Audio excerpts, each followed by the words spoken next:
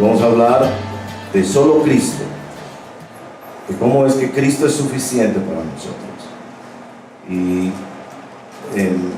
memorizar este verso creo que es esencial en nuestro caminata de fe y de seguimiento al Señor. Estamos en Colosenses capítulo 2, versos 6 y 7. Ya que son solo dos versitos, les voy a rogar que los leamos juntos en la versión Nueva Internacional, que es la versión que leemos en público aquí en la congregación. Leemos también otra versión, la Reina Valera tan bella y tan poética, pero la que usamos para la lectura pública de las Escrituras aquí es la Nueva Versión Internacional. Entonces leamos juntos despacito, como un solo cuerpo, que suene como una sola persona leyendo a viva voz.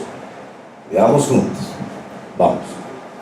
Por eso, de la manera que recibieron a Cristo Jesús como Señor, vivan ahora en Él, arraigados y edificados en Él, confirmados en la fe, como se les enseñó, y llenos de gratitud. Oremos. Señor, te damos gracias por la oportunidad que nos das hoy de hablar de ti.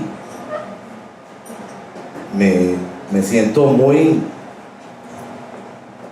abrumado por la responsabilidad, Señor, de siendo como soy, débil, frágil, como un vaso de barro, que hoy se trata de hablar de Cristo, hablar de ti, y tú estás presente. Pedimos, Señor, que este lugar sea territorio santo, como lo es siempre que el pueblo de Dios estudia las Sagradas Escrituras, pero de manera especial hoy es territorio santo, porque tú hablas, porque tú estás, porque esta convicción de tu presencia, regalo del Espíritu Santo, nos abruma al contemplar que siendo pecadores, Cristo murió por nosotros.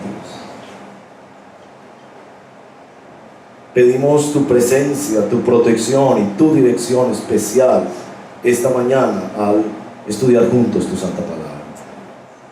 Te lo pedimos en el nombre de nuestro Señor Jesucristo. Amén. Introducción. Si a mí me pidieran que diera una predicación y que fuera esa la última, porque me van a liquidar, o porque estoy enfermo en un hospital, o por cualquier razón, o porque a quienes les hablo es lo último que les diré, yo predicaría las 5 solas de la fe reformada. No solo porque ellas contienen el evangelio, sino porque ellas en sí mismas son como método para comunicar el evangelio, porque es allí donde radica la identidad evangélica. ¿Qué es lo que nos hace evangélicos, por Dios? Que cantamos así, que nuestros cultos son así, que nuestros líderes son de tal manera, y los pastores se casan, que nos reunimos con tal regularidad, que entre nosotros pasan milagros. La fe evangélica se sostiene en las Sagradas Escrituras, y creo que las 5 solas nos ayudan a entender qué significa esa calidad de evangélico. La base de nuestra fe es la sola Escritura. El medio de nuestra fe es la fe salvadora en Cristo Jesús. Somos justificados por la fe. La razón de la que nos hablaba Pastor Efraín la semana pasada, la razón no es nuestro mérito, que somos gente linda, que le causamos alguna conmoción a Dios, sino el puro efecto de su voluntad, es decir, la gracia de Dios. Pero hermanos y hermanas, nosotros no adoramos la Biblia. No somos como esa religión Sikh de los hindúes que adoran la Biblia. Una vez tuve la ocasión de estar en uno de esos templos y literalmente adoran el libro.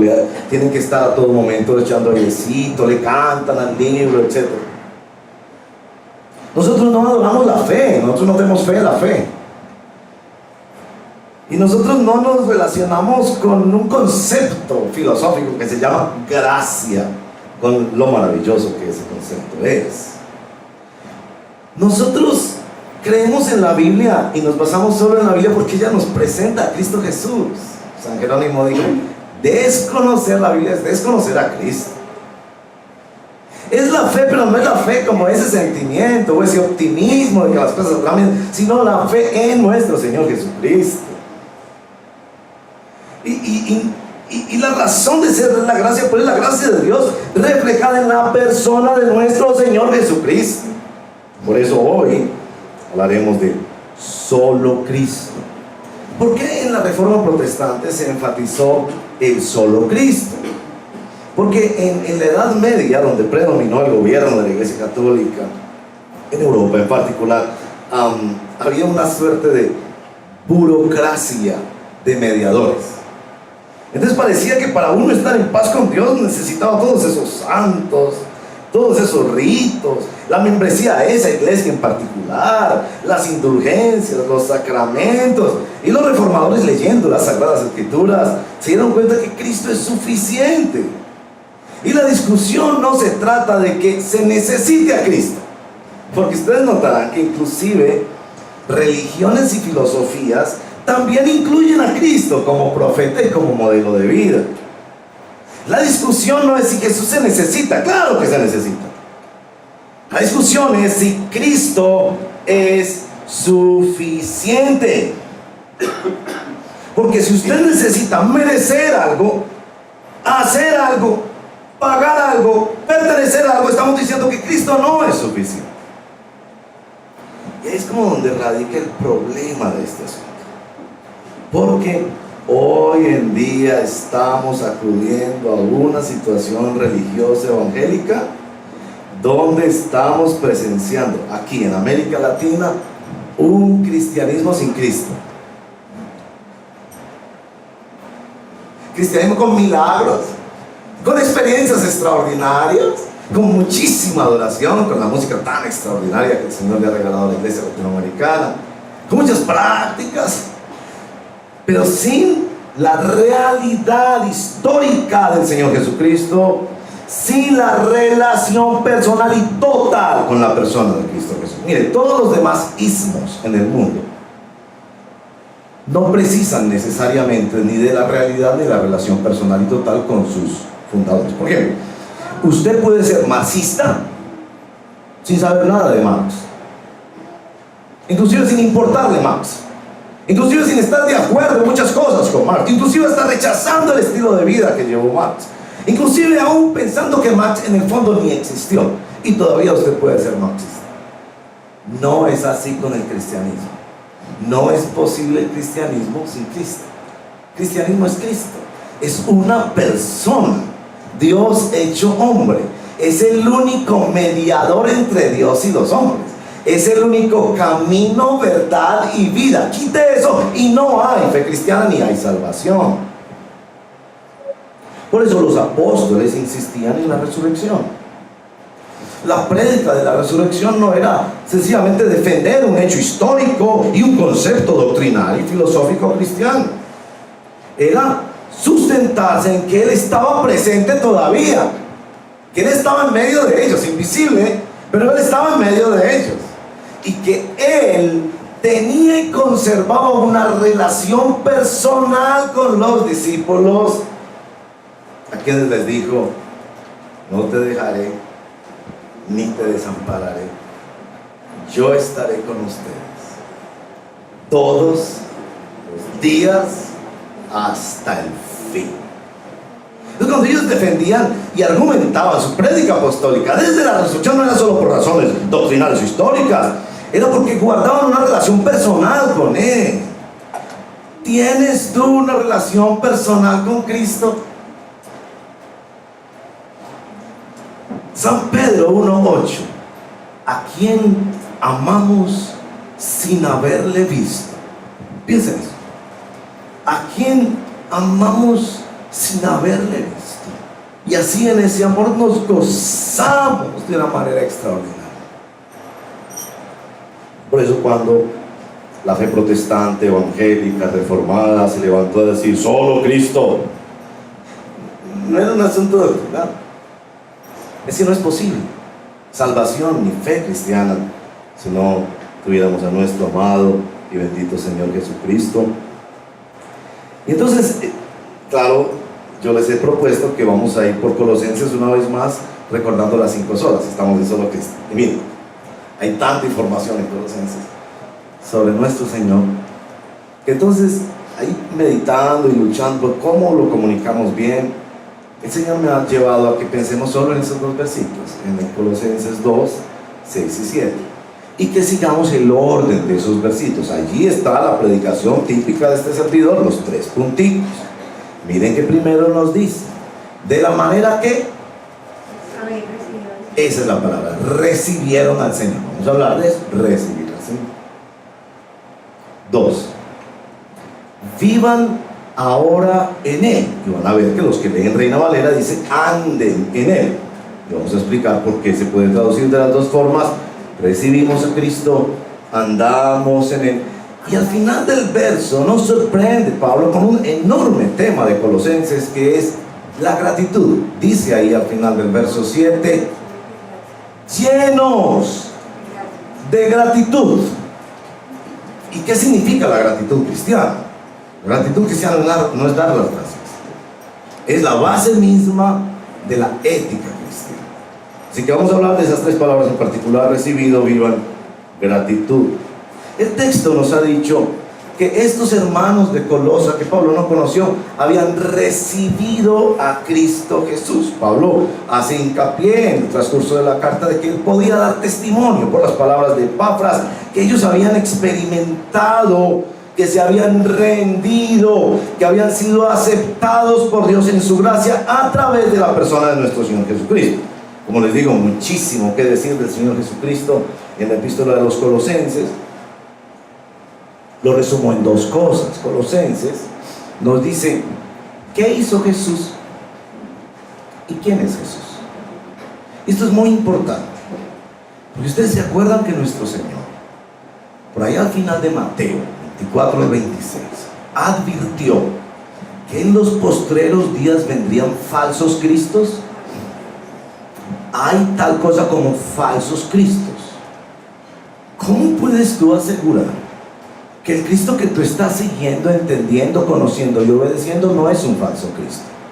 Ahí volvemos otra vez a la sola Escritura. Necesitamos las Sagradas Escrituras, que son las que nos revelan a nuestro Señor Jesucristo. Los versos 13 y 14 del capítulo 1 describen qué hizo Jesús. Y lo describen particularmente en torno a una palabra muy teológica, yo sé, muy teológica, pero muy importante. Y es quizás la palabra teológica que escoge Pablo en la epístola de los Colosenses para describirnos la obra de nuestro Señor Jesucristo. Claro, hay otras palabras: justificación, propiciación, adopción. Pero en este texto, en el verso 14, usa la palabra precisamente para explicar de la obra de nuestro Señor Jesucristo. La palabra, ¿cuál es? La palabra teológica, redención. La palabra redención es una palabra que viene de las prácticas del mercado de la época, de las compras, de pagar un rescate. Y enfatiza, versos 13 y 14, que esa obra de la redención se realizó mediante 2 obras que el Padre hizo a través del Hijo. La primera la tienen en el verso número 13. Él, el Padre, nos libró. Y la segunda, ahí mismo en el verso 13, el Padre nos trasladó al reino de su Hijo de amor, de su amado Hijo, que es nuestro Señor Jesucristo. La redención es la compra que nuestro Señor Jesucristo hizo para pagar el rescate, y así pudiéramos nosotros ser redimidos. No les voy a explicar mucho de eso, porque en la serie de Primera de Pedro ustedes van a constatar que vamos a hablar mucho de eso, porque Pedro explora muchísimo esa figura de cómo el Señor Jesucristo fue entregado como un cordero sin mancha, destinado desde antes de la fundación del mundo para pagar por los pecados de su pueblo, y así comprar para sí un pueblo santo, celoso de buenas obras. ¿Qué hizo nuestro Señor Jesucristo?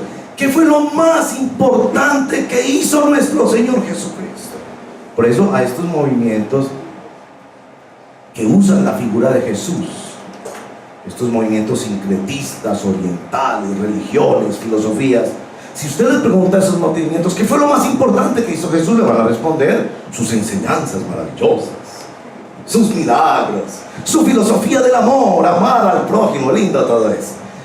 Pero eso no era lo que pensaba Jesucristo. Cuando Jesucristo dijo, para esto he venido, se refería específicamente a su muerte y a su resurrección, porque pagaría así la liberación de su pueblo y el traslado de su pueblo de un reino de tinieblas en el que estábamos esclavos y presos a un reino de amor y de la adopción en Cristo Jesús. Bueno, eso es lo que hizo nuestro Señor Jesucristo.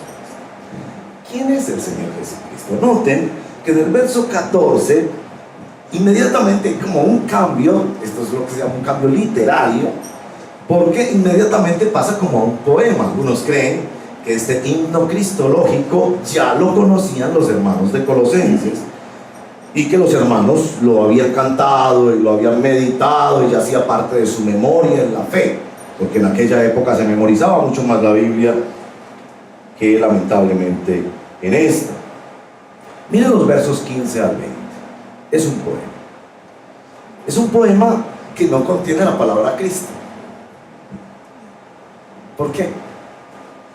Ese silencio, esa abstracción es muy importante. Yo no sé si ustedes se dan cuenta que en nuestras comunicaciones, cuando una persona es muy importante no usamos mucho su nombre. Por ejemplo, la muchacha se encuentra con su amiga y vamos a usar pues un nombre cualquiera, Antonia, pues perdónenme la Antonia que está presente. Antonia, imagínense que conocí un chico, le dice. Bueno, le pregunta cómo se llama, le dice Manuel. Perdónenme Manuel si está acá. Entonces Antonia empieza a hablar de Manuel, pero no sé si ustedes notan que en esa comunicación ella jamás vuelve a decir el nombre de Manuel. Y él me dijo y vino y me contó. Es tan importante que ya no se necesita hablar de él. Es que ese es el protagonista. Es innecesario. Y Manuel me dijo, me dijo, me contó, me miró. Y de repente se encuentra con ella la semana siguiente. Imagínate que me volvió a hablar. No hay que decir que le volvió a hablar fue Manuel. Esta clase de poemas son así, que la persona de la que nos está hablando es tan importante. Miren, yo voy a usar una palabra, que es la palabra cósmico. Esa palabra la usó un teólogo escocés que estuvo en América Latina. Cristo es cósmico, pero no cósmico en el sentido que nosotros lo usamos hoy en día, como de que es en el espacio, lejano, sí, muy grande, pero lejano. No, sino en el sentido de que lo envuelve todo, es todo. Es decir, este poema casi se siente como una exageración, pero no es una exageración, es que es así.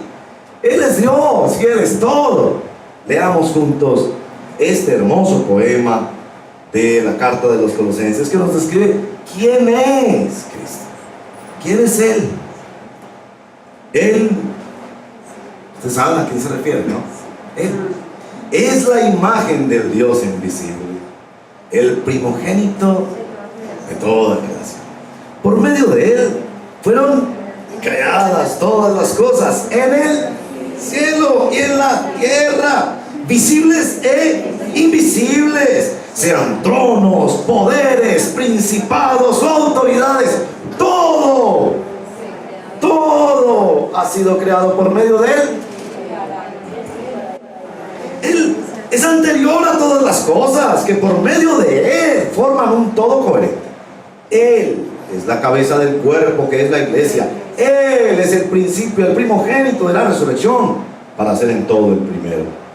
Porque a Dios le agradó habitar en Él con toda su plenitud, y por medio de Él reconciliar consigo todas las cosas, tanto las que están en la tierra como las que están en el cielo, haciendo la paz mediante la sangre que derramó en la cruz. Qué belleza, ¿no? Ahí nos describe a nuestro Señor algunos aspectos de su obra también. Es tan extraordinario este himno que yo no me atrevo a predicarlo en esta mañana, no alcanzaría el tiempo, es tan maravilloso, pero sí quiero hablarles de la primera frase. Él es la imagen del Dios invisible. Hebreos 11 nos dice que estos personajes de fe caminaron viendo al invisible. Ahora, yo les voy a hacer unas anotaciones de unos textos bíblicos que me interesa mucho animarte a que en casa leas las Sagradas Escrituras. Entonces Timoteo, por ejemplo, tiene dos lugares, primero de Timoteo, donde nos señala que la invisibilidad de Dios es una cualidad de su ser. No podría reducirse a ponerse en nuestra visibilidad y nosotros no podríamos resistir el impacto de verlo como realmente es. Por eso, primera de Timoteo 1:17. Por tanto, al Rey eterno, inmortal, invisible, al único Dios sea honor y gloria por los siglos de los siglos. Amén. Pablo halló que la invisibilidad de Dios era un estímulo para su fe. Porque si usted viera a Dios, si lo viera los domingos en la iglesia, se escondería de él toda la semana. La invisibilidad de Dios implica que Él nos ve a nosotros todo el tiempo. En esa primera de Timoteo, preciosamente, para su final, Pablo también, en capítulo 6, verso 15, al único inmortal, verso 15b, al único y bendito soberano, Rey de reyes y Señor de señores, al único inmortal que vive en luz inaccesible, a quien nadie ha visto ni puede ver, a Él sea el honor y el poder eternamente. Da uno como con la sensación de que cuando Pablo evoca esta verdad de la fe, de que nuestro Dios es invisible, encuentra en eso un ánimo especial para su fe, que no se reduce, que Él está en todo lugar, que Él está presente, y que aunque nuestros ojos no lo ven, nuestra fe descansa en la convicción de su presencia. Pero cuando el texto dice que Jesús es la imagen del Dios invisible, usa la misma palabra que usa Génesis capítulo 1 cuando dice que creó Dios al hombre a su imagen y semejanza. Que nosotros llevamos la impronta de Dios, la imagen de Dios, que nos distingue de los animales y de otra creación, porque nosotros somos creados a imagen de Dios, que muchas cosas de nosotros nos muestran cómo es Dios. Nosotros nos rebelamos cuando vemos una injusticia porque fuimos creados por un Dios que es justo. Nosotros admiramos cuando alguien hace un acto de bondad porque fuimos creados por un Dios bondadoso. Pero cuando dice que Jesús es la imagen del Dios invisible, no se refiere a esta clase de imagen que somos los seres humanos, que por ser creación de Dios reflejamos a nuestro Creador. Se refiere a algo que es único en Jesús. Y por favor vayan conmigo a Juan capítulo 1 verso 18, porque Juan apreció ese aspecto de la persona de Jesús. Y les voy a mostrar dos textos en San Juan. Juan capítulo 1 verso 18. Miren qué clarito lo dice: a Dios nadie lo ha visto nunca. El Hijo unigénito, que es Dios y que vive en unión íntima con el Padre, nos lo ha dado a conocer. Ahí está.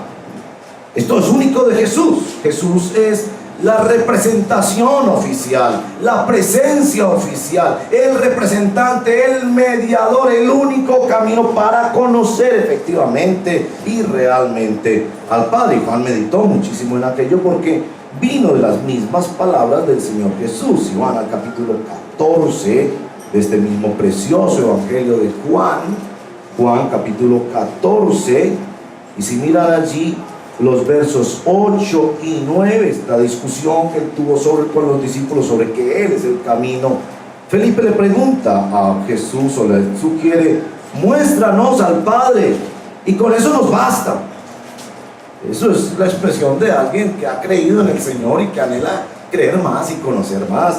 Muéstranos al Padre y con eso nos basta. Verso 9 le responde Jesús: pero Felipe, tanto tiempo llevo ya entre ustedes y todavía no me conoces. Piensen eso por un momento. Felipe quiere conocer el inmenso Dios, creador de todas las cosas, que hizo un plan perfecto de redención que lo llevará a cabo. El Dios que es el juez del universo, santo, santo, santo. El Dios que es amor y que tiene compasión por sus criaturas. Ellos quieren conocer a papá Dios. Y Jesús le dice: ¿qué te pasó, Felipe? ¿Cuánto tiempo llevas conmigo? Llevamos más de 3 años y todavía no me conoces. ¿Cómo puedes decirme muéstranos al Padre? Verso 10. ¿Acaso no crees que yo estoy en el Padre y que el Padre está en mí? A eso se refiere este himno cristológico. Jesús es quien representa, quien nos lleva, quien hace presente a Dios. Podemos conocer a Dios en la persona y en la obra de nuestro Señor Jesucristo. Y quiero terminar con otro texto para animarles, como quiero, a que lean la palabra del Señor.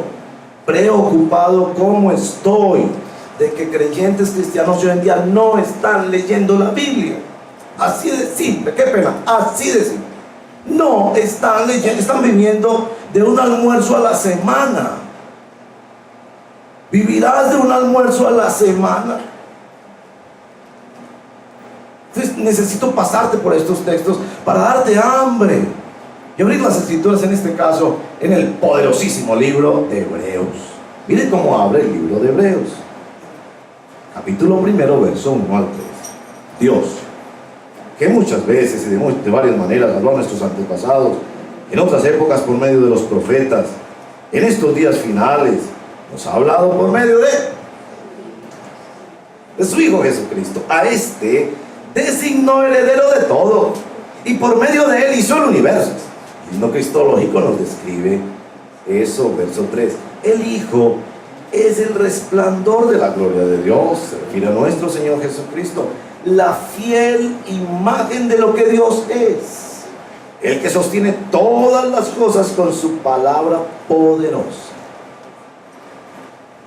Entonces, cuando Pablo en capítulo 2, pues vamos a capítulo 2 de Colosenses, les dice: recibieron a Cristo Jesús de la manera que recibieron a Cristo Jesús. No se refiere a una persona que recibió un milagro de Cristo Jesús. Dios hace llover sobre buenos y malos. Yo tengo la firme convicción de que Dios hace más milagros entre quienes no son cristianos que entre quienes lo son. Podríamos discutir eso ampliamente. Es un tema amplio. Yo creo que Dios hace más milagros. Me apoyo en Romanos capítulo 2, verso 4. Porque a través de sus bondades, Dios llama a la humanidad al arrepentimiento. Creo que fuera de la iglesia ocurren muchísimos más milagros de provisión, de protección, de ayuda, de cuidado, de parte de un Dios bueno que llama a la humanidad a su salvación. Pero es que recibir a Cristo no es recibir un milagro de Cristo. Porque de pronto te pregunto: ¿por qué estás aquí? ¿Por qué sigues a Cristo? Y tú me dices: no, porque Él ha sido muy bueno, me dio trabajo, cuando estaba solo me consoló, cuando estaba triste me ayudó, cuando estaba en la pobreza, en la enfermedad. Yo digo: gloria a Dios que puedes ver que eso fue obra de Dios. Dios es bueno, Dios es infinitamente bueno y misericordioso, pero eso no te hace un cristiano. De la manera que recibieron a Cristo Jesús. Y miren que en los textos anteriores nos ha dicho cómo lo recibieron: como lo que hace Cristo por ellos, los libera, los traslada para redimirlos, como quien es Cristo Jesús, la imagen del Dios invisible. A propósito, la palabra que se usa para recibir, perdónenme que use una palabra del idioma en que se ha escrito el Nuevo Testamento, en griego, la palabra es paralambano. Lambano es el verbo paralambano. Me hizo acordar mucho de Filemón, porque la carta de Filemón tiene una relación especial con Colosenses. Y en Filemón, el pedido de la gran carta de Pablo a Filemón es: Filemón, reciba a Onésimo. Entonces yo dije: voy a ver si es el recibir de un hermano en la fe que tenía que recibir a Filemón, a Onésimo, que es un esclavo fugitivo, es lo mismo de recibir nosotros a Cristo. Me encontré con esto. No es para lambano, sino pros lambano. Y es la idea de recibir a alguien que se acoge bajo otra persona. Esa palabra recibir tiene inmensas connotaciones. Yo esta semana, algunos saben, estaba en Chocó, esta comunidad pobre allí sufriente, y me encontré con que estos hermanos en estas regiones del país usan mucho la palabra recibir. Uno llega del interior y si le ganan algo de confianza le dicen: mire, yo tengo un niño que necesita una cirugía, tengo una niña que está terminando bachillerato y necesita estudiar en la universidad, usted me lo recibiría. Es que la palabra recibir no es lo mismo. Si yo les digo esta mañana, invité a un amigo a la iglesia. Yo he invitado a algunos amigos y les he contado a algunos amigos que me han visitado, algunos son creyentes. Entonces yo le digo a los hermanos: si llega alguien preguntando por mí, hágame el favor y me lo recibe. Y le ofrece el tinto, lo sienta en la silla, le presta una Biblia, le indica dónde están los servicios de baño, porque están llegando a nuestra casa. Y nuestros queridos facilitadores, que son tan preciosos y tan lindos en su servicio al Señor, entonces están atentos y cuando llegan lo reciben. Pero a ver, ese recibir no es el mismo de la señora que en el Chocó dice: usted me recibe. No, hay diferentes formas de recibir. Para Filemón era recibir un hermano que lo había ofendido y herido. Y no era ese perdón del Señor te bendiga y no te vuelva a ver. Era de aceptarlo como al mismo Pablo y como a un siervo del Señor. Quizás implicaba darle alojamiento, trabajo y reconocerlo hasta como pastor para la iglesia que se reunía en su casa. Pero la palabra aquí no es la misma que se usa para Filemón. Para lambano es la idea de que tú te estás acogiendo a algo. Es más como el refugiado que recibe la ciudadanía en el país que lo acogió cuando él huía de la guerra. No es recibir para hacer algo. En el caso de Filemón, es más bien ser recibido de la manera que recibieron al Señor Jesucristo, Cristo Jesús el Señor. Entonces ahí nos dice la segunda cosa sobre la cristología de esta preciosa carta de Colosenses, que no es solo esta primera experiencia donde Él, y a través de Él soy acogido, soy un refugiado, un desplazado que estaba en un reino de tinieblas y ahora es acogido en la persona y redimido en la persona y en la obra de Jesús nuestro Señor, sino que viene esta palabra: vivan ahora en Él. Si está leyendo la versión Reina Valera tan preciosa que es, va a ver que dice la palabra anden. Eso tiene una razón también, otra vez me perdonan, con ese idioma en el que fue escrito el Nuevo Testamento, que es el griego. La palabra es hasta simpática, la palabra es peripateo. Es una palabra como hasta chistosa, peripateo. Peripateo en Jesús. ¿A qué se refiere? Vivir caminando alrededor de algo, sustentado por algo, como quien desciende de un edificio en llamas y depende de esa cuerda que lo lleva, como el que se mete en la selva y depende del cable porque si no se pierde, como el que está en el océano y va avanzando pero depende de ser jalado por aquel que está jalando el salvavidas.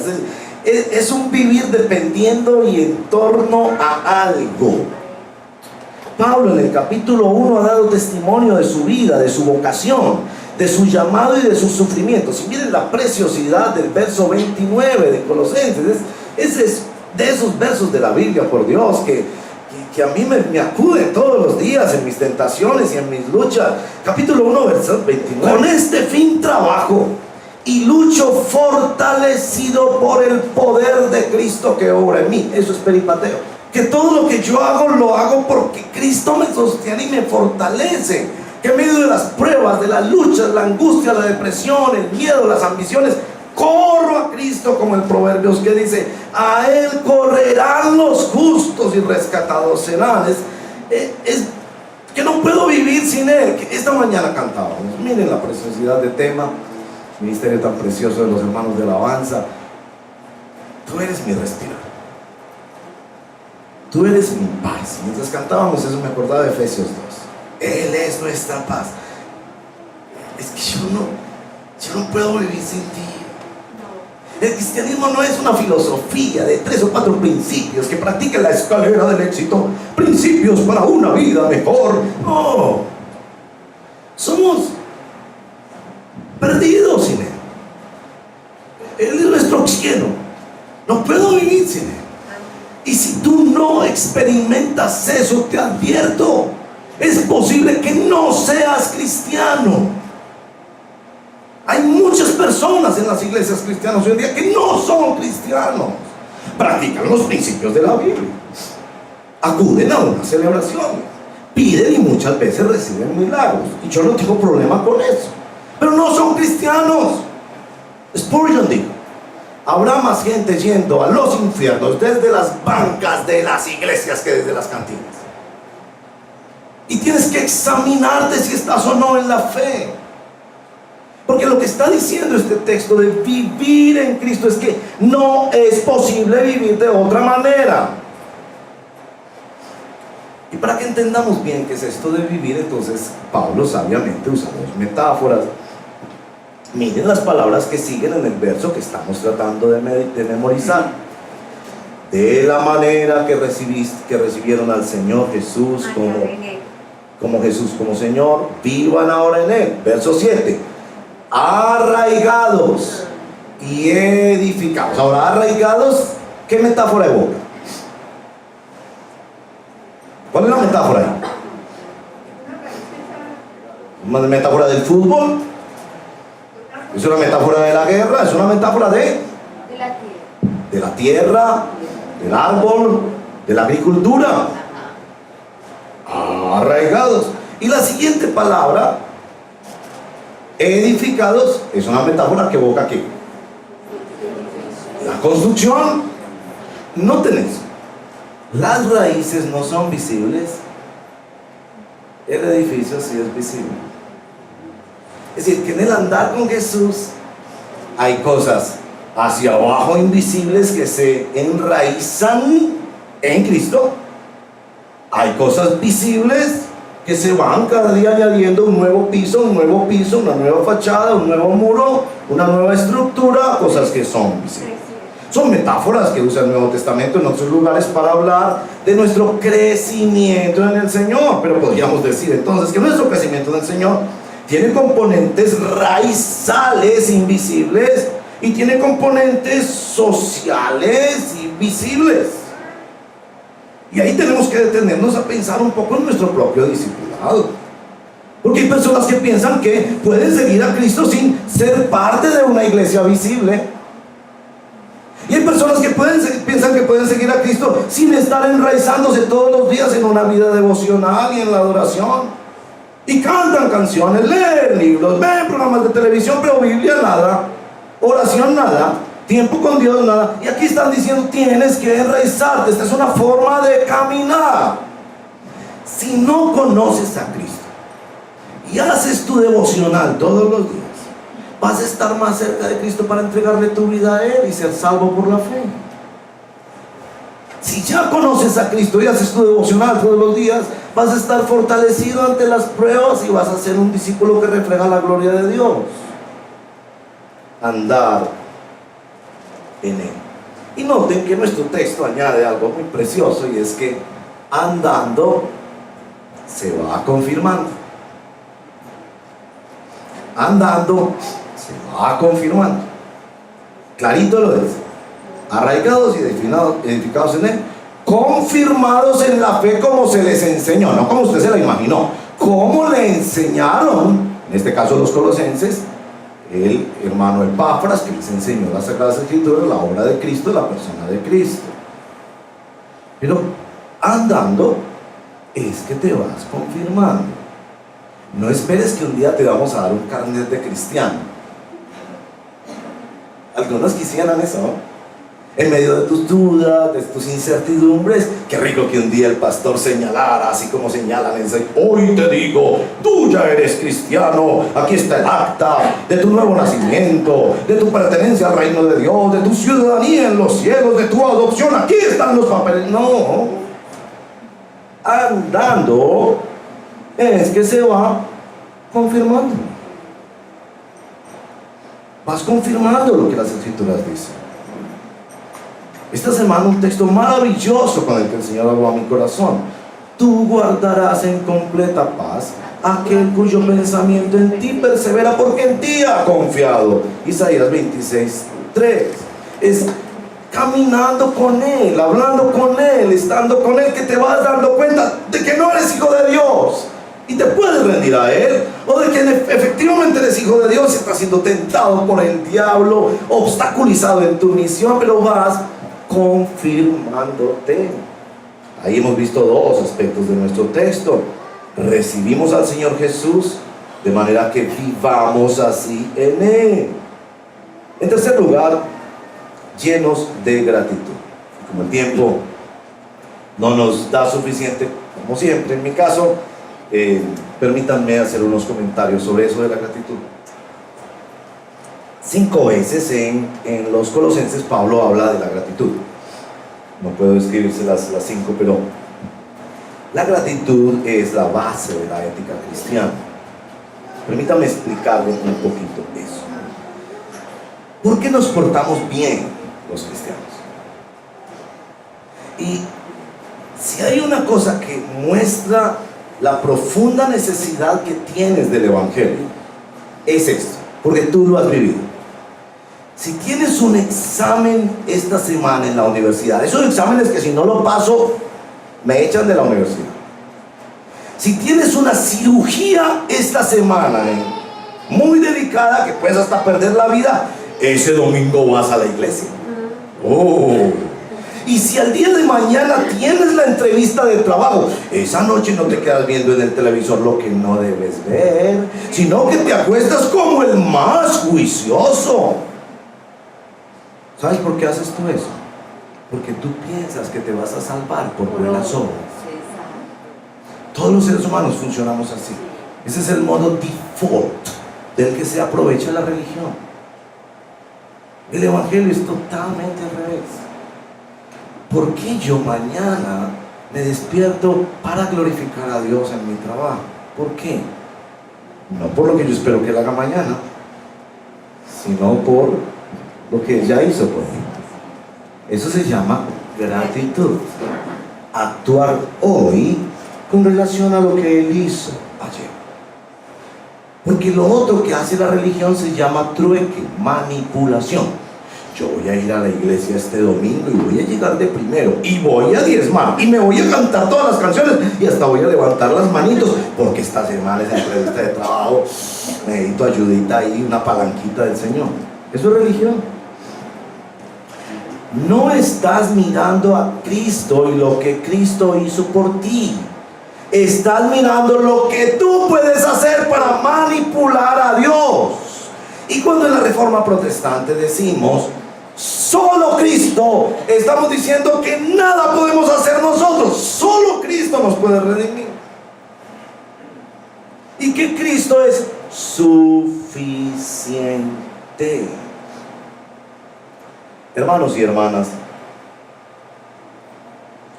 es preciso que cada uno de nosotros revisemos si hemos recibido a Cristo, si andamos en Él, y si nuestra vida es una vida de gratitud o de manipulación. Porque si tú vienes hoy a traerle tu diezmo al Señor y pierdes el examen de esta semana y te enojas, me estás diciendo que estabas manipulando a Dios, que no estabas descansando en la obra de Cristo para tu salvación y tu santificación. Y hermanos, quiero terminar con una aplicación. ¿Qué les parecerá? ¿Les parecerá? Bueno, son dos aplicaciones. Por la primera les parecerá que soy muy reiterativo, pero creo que debo hacerlo hoy. Señor, conoce mi conciencia. Otra vez voy a hablar del WhatsApp.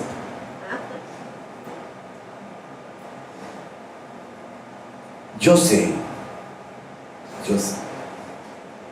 que la mayoría que mandan esos videos, esas frases bonitas y todo, lo hacen con la mejor intención. Yo sé que no lo hacen con ninguna mala intención. Es decir, yo nunca me imaginaría que diga, voy a sembrar mala doctrina, voy a mandar este video que enfoca es la obra humana y no la obra de Dios en Cristo. Yo sé que lo hacen pensando, de pronto la juventud necesita esto, de pronto mis amigos necesitan esto, de pronto esto los puede estimular a tener más actitud positiva o a ser más activos en su vida o a no descuidar esto y no descuidar. Yo sé.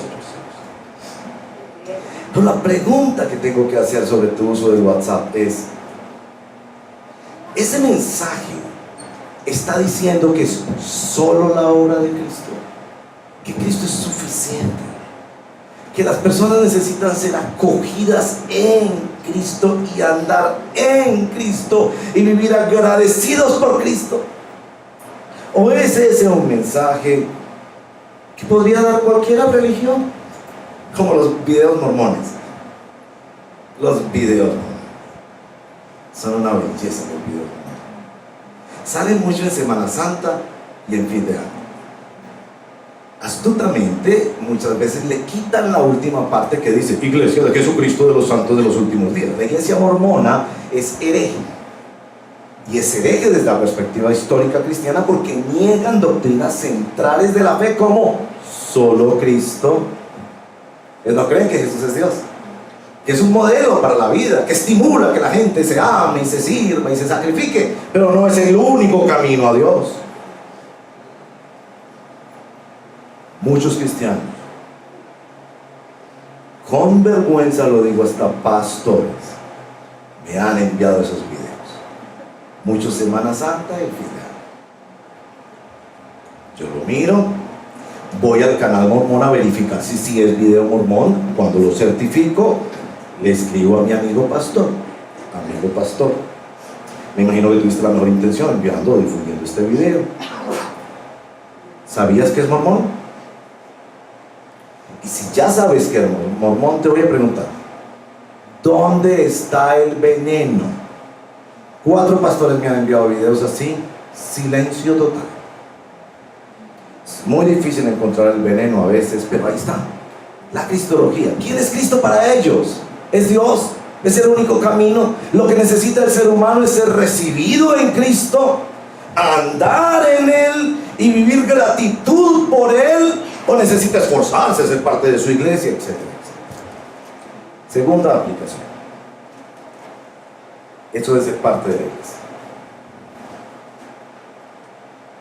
La reforma protestante se dio mucho en una discusión con la iglesia predominante de la época medieval, que fue la iglesia católica, que decía que fuera de la iglesia no había salvación. Hoy en día asistimos a este hecho.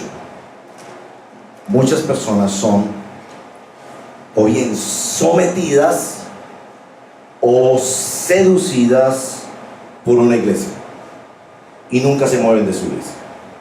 Yo voy a invitarlos a hacer hoy algo revolucionario, yo creo que lo es, activo, yo creo que lo es, pero creo firmemente que es de testimonio cristiano. Los hermanos van a empezar a repartirles una hojita que yo les voy a regalar hoy. Es esta hojita. Quiero que usted la mire por un momento y después le voy a hacer 2 preguntas. Tiene que ver con el asunto de si nuestra iglesia predica la suficiencia del Señor Jesucristo o predica otra cosa. ¿Y qué está pasando en el escenario de familiares y amigos nuestros que pertenecen a iglesias que o los seducen o los someten y los dejan estancados en su crecimiento cristiano porque no están recibiendo, andando, viviendo o agradeciendo, viviendo vidas agradecidas en Cristo? Amén.